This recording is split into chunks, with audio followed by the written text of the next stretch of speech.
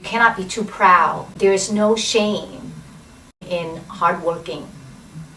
You know, I'd rather do that than try to cheat the system to get money, or cheat someone to give me money, or to lie, or to con people to give myself. No, I'd rather earn my keep honestly and with the most integrity as possible.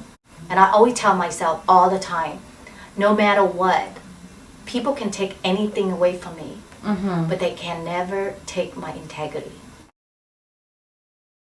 You know, at the age of 9, the fall of Vietnam, the war, we had to give everything up, and I have to be pretty much dressed like a peasant to escape. Pictures that the people that rescue us, the Indonesian cargo ship. Wow. And behind there, you can see, is that's the sail for the boat. And basically, we're pretty much in front of our boat, and this is just like on top of a cargo ship, like as if it's like, it probably was the size of like the USS Constellations. And the reason I say that is because my brother went to the Navy, and it actually, the boat looked like a little toy on the ship. Unbelievable. And that is me. So rice bowl haircut does exist. And they took this picture and gave it to us, and this is my dad, my mother, my older sister, my brother here, my youngest one, and my older sister, my other brother, and this is my oldest brother. On that small boat, how long were you out in sea for? We were out at sea for about 5 days. 5 days? Yeah, after 3 days, we were pretty much exhausted all our resource. Like, we're on, gas is pretty much gone. We're just floating with you know, just what we have, and no food. And there was I believe a Korean cargo ship that came by. They didn't pick us up. What did you think of that ship when you looked at it? I thought, oh my God, we're gonna get saved. I was so happy. And then when they didn't pick us up and just gave us some food, like little rice bag, those instant rice bag, we were just like, okay, well then we just have to make do. And it was like, you know, I didn't know what to think. I thought I was just gonna die of starvation, or the shark's gonna just eat us or something. Right. Oh, terrible. You don't want that to happen. I actually seen it. Right, you did. Where? Yeah. And then 2 days later, we were picked up by Indonesian cargo ship. Right. They were very kind to us. I mean, we were very blessed. As horrible as it sounds, we were very blessed because we were able to escape Vietnam, all full family, and then we have a big family, and that's usually very hard. And no one really was harmed other than, you know, the normal Mother Nature illness, cold, fever, etc., which we all overcome. And we were very welcome at the camp in Indonesia. So we're very blessed in that way. And during our waiting period, we were treated very well. That's amazing. There was no torturing, there was no like raped, there was no taking advantage like a lot of other family may come across when you're at the time when you're helpless. So this is in like what we would see as a refugee camp? Yeah, it's actually they set it up as a refugee camp, but it was old people home. Oh, senior. interesting. Okay. So I feel bad because I remember I was teasing this old lady in the window because I thought she was like some kind of crazy woman. Oh, you didn't know you were a little girl. Yeah, was, so she just got locked up, and I came back and said, whoa. Then, once we were April, and that's the first time I got on a plane. Interesting. Wow, what did you think of when you saw the plane? Is that the first time you saw a plane, or? Yeah, it's the first time I saw a plane, and of that size, probably. Yeah, and the plane took us to San Francisco, and while driving on, thinking back, was like, you know, passing the Golden Gate, the Bay Bridge. I just thought, oh my God, it's so different Then from there I came to the US, and we all 10 of us live in a 1-bedroom apartment. We have to go on welfare for support because we're refugee. And my mother works as a kitchen help for a Japanese restaurant next door to the apartment. My father basically just work out and work whatever he can get. And as kids, to help out with the income or money, my brother and I both of my 2 older brother, we would go around collecting cans and bottles from trash cans or on the street after school. I felt, like I was the only kid that was on welfare, that everything I had was hand-me-down, was giving from donations, and then I didn't know how to speak English. So everything I did was more like someone who was like, someone who's, let's say, who can't speak, everything's like sign language. I was brought up very strict because in Vietnam I went to an all-girl nun school. Mm-hmm. So I was already brainwashed to be obedient. Mm-hmm. And that if you do good, God will make sure good things happen, But as we all know, as we grow up, it's not always that way. Sometimes kindness does not always get rewarded. When I was younger, I thought my mom was mean, but that was the culture, right. But I realized that everything she did because she loves me and because she thought it was best for me. Like, she thought, well, since I wasn't into school, I might end up being a loser or nobody. Mm-hmm. So she wanted to make sure that I'm going to have a secure life. So she married me to someone who's educated, a college degree that would take care of me. Going on my own, that was, I thought, dealing with single mom, that was hard, and dealing with trying to get a job, and, it's just very difficult, but I have to stay strong and I have to have faith, Mm-hmm. Then on top of everything, I was getting all these symptoms, and then after a year of diagnosing, I found out I have lupus. I have to go into the Ohio State, there was a point where it was so flare up that I have to go there every morning and get because they couldn't give me the injection eternally, because then it goes into the blood and it goes away quick. But when it came back 2-3 times worse. So that was the reason why it got worse, because at first they gave me injection and they realized that the side effects made it worse. So rather than going to the bloodstream, which is the easier way and less painful, now I have to do it on the surface of the lesion. So that means for every lesion, there was the size of a quarter, size of a dime. So they would have to inject the surface from the surface. So to do that, they have to do 5-10, just keep poking at the lesion 5-10 times just to get the cortisone just on the top. Unbelievable. So I would get 40-50 of those. Unbelievable. And that's because you needed to have a much more concentrated, because it couldn't go in your bloodstream because you had a reaction. But then they can't just pour it on there. No. So that means they have to go like that, the mass space in small, but they can't just do one because it won't spread. Oh, I see. For it to spread, it has to be in the bloodstream, and if it's in the bloodstream, when it comes back worse. So that's why I get 40 or 50 of them.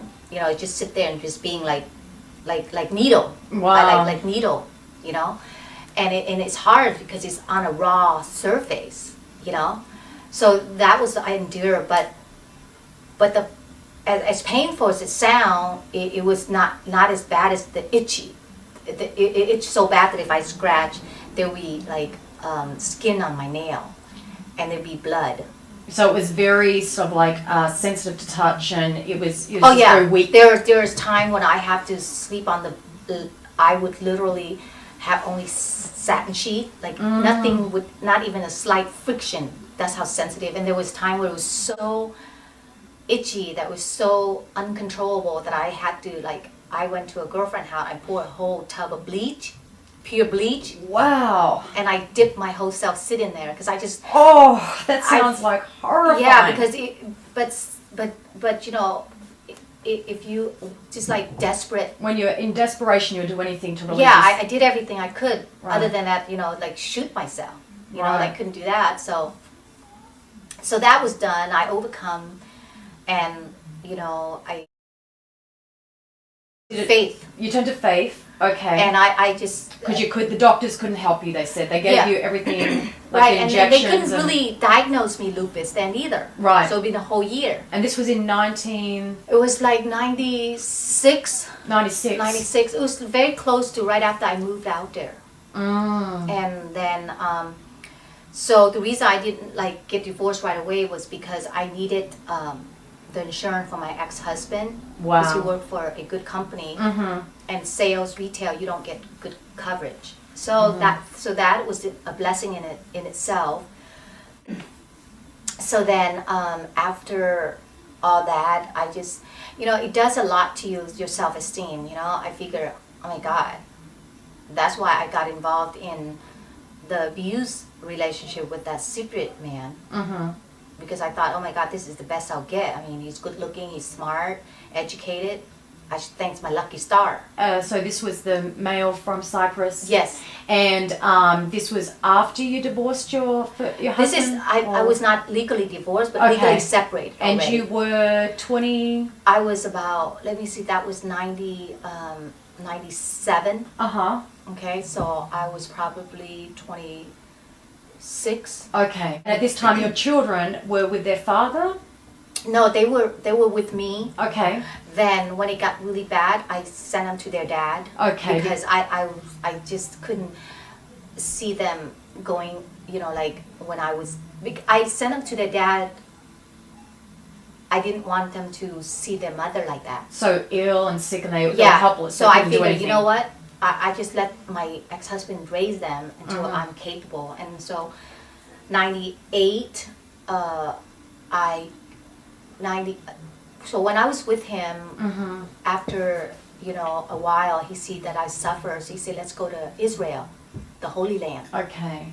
And I was going to go to the Black Sea with the salt, Wow. so that the salt maybe can heal me, because my Wow. skin was so bad and I itched so bad.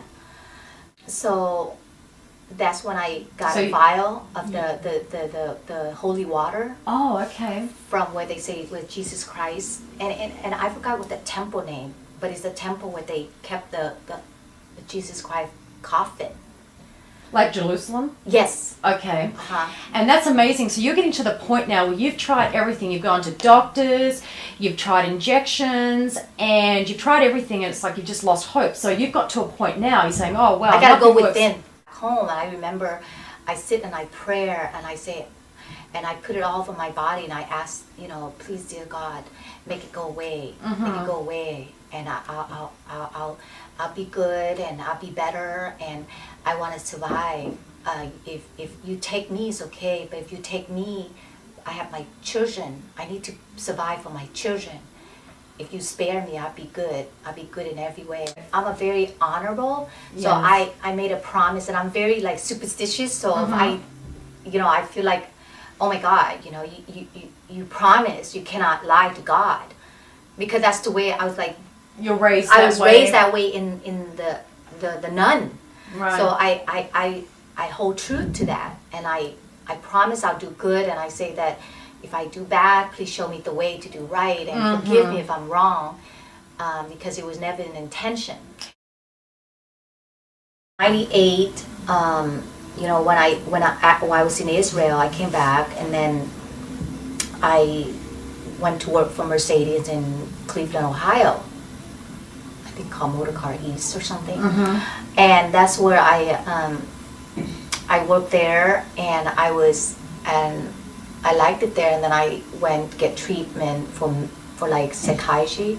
So you got some counseling for the Counseling difficulty and all the for like depression Right. and constant, because I used to cry all the time of sadness. I don't blame you. Because I feel like I was a good person, and I don't know why I don't have a family with me. You know, Right. why? I decided that I'm not going to ask why. I decided that, and the minute I decided I don't care, I was better. Like, I don't, Unbelievable. I decided, you know what? If my family don't accept me for whatever reason, because I defiant the culture, fine, I will prove them wrong, but I can, you know. So I focus on, you know, being better, and I just then sold car at Mercedes, and I was happy. I was making only $1,500 a month. I went from making $7,000-8,000 to $1,500. But you were making it. You were on your own. You were independent, Yes. taking care of your children. Yes. And I just worked, and I was happy. I was Right. like, I was happy in a sense, like completely. I don't know, maybe it was a temporary, because I just say, you know, I don't care. I decided that, you know what, like I did with the lupus, I'm gonna be happy. Like I don't have lupus, so I did the same thing. I say, you know what, fine, I don't have family. I'm just gonna live my life by myself, and that's the way it is. For many years, my bellies just start to bloat. Really bad. Like a balloon? Yeah, almost like I'm 5 months pregnant all the time. Wow. And if anyone who has kids, they understand what I mean, because it's like, because when you're pregnant, your stomach is tight, and then it weight on your back, so you have back pain, and that's how it was. I was feeling like all the symptoms of a woman that's pregnant is about to give birth. Right. But I didn't know what it was. I tried not to eat. I tried to do sit-up. I tried to, you know, I just tried everything. And I'm used to having a flat stomach, so I didn't know what happened. Yeah. So for years I thought, okay, it will go away, you know, because nobody can see anything. Then not too long ago, in 2010, I think 2010, June, July 2010, I finally, you know, like, I'm going to go see a doctor. I mean, I've seen a doctor during that time, but they can't tell me what it is. So finally, June 2010, I went to see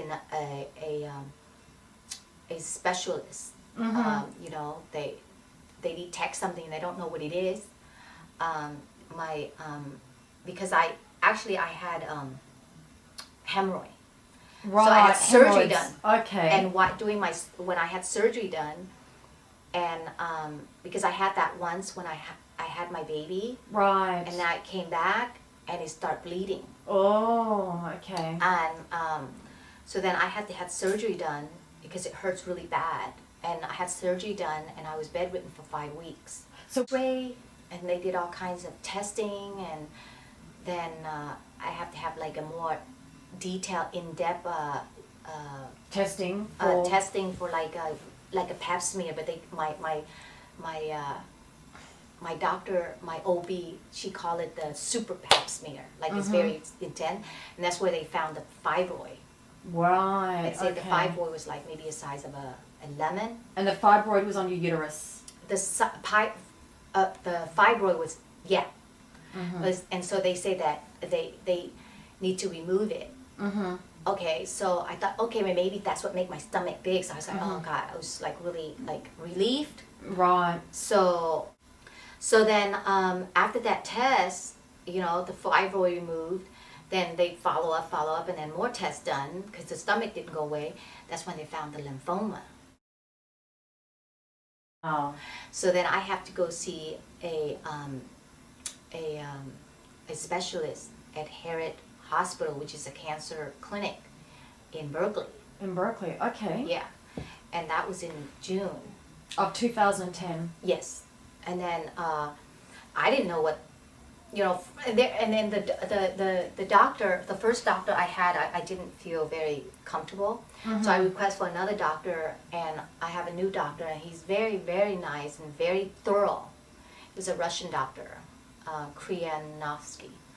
Then he examined, and he saw the test, and he said that, well, it looks like you may have what they call lymphoma. And I said, I don't know what it is. I just looked at him like, you know. Yeah, what's that? Because I'm so, you know, once, if you talk to anybody, anyone that has like a chronic illness, nothing phases them. They're so used to get poked, stitch, IV, just you name it, they've done it. So it's like just another one. Well, just tell me what you need me to do. So I just told the doctor, I said, look, I, you know, whatever you need me to do, I'll do it. I say, I'm going to be the most cooperative patient you know. 'Cause, Just you know, get me out of this pain and get me out of this bloating. yeah, and you say, what is mold lymphoma? And then when I read about it, because even my, my boyfriend, he was like in the healthcare, and he knows what that is. Lymphoma is a serious thing. It's very serious, very shocking. But I didn't know what it was, so I wasn't like, and he's like, oh, and they were telling me in a nice way, but yet they were like really serious about all these tests. So I didn't quite know what it is I got. So when I read about it, I'm like, I was like, oh, well, I guess I don't know why I'd be shocked. I mean, I don't know which one's going to take me first, the lymphoma or the lupus or life. A lot of blood tests and screening. Right.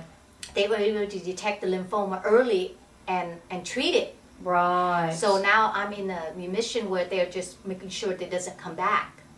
Right. So during that time, I was experiencing pain, and they did X-ray and stuff, and I found out there's cysts growing on my pancreas, and it was like gnawing at them. I didn't just like I've seen how people wait when it's too late. In a way, lupus may be my savior, figuratively speaking. Maybe if I didn't have lupus, I wouldn't be so cautious. Watch my every symptom.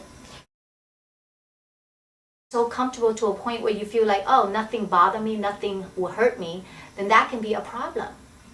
It's like when I was a top salesperson, if I got comfortable, I would not continue to stay at the top, because when you get comfortable, that's when you're gonna get hit. You can't think that you're above everyone else.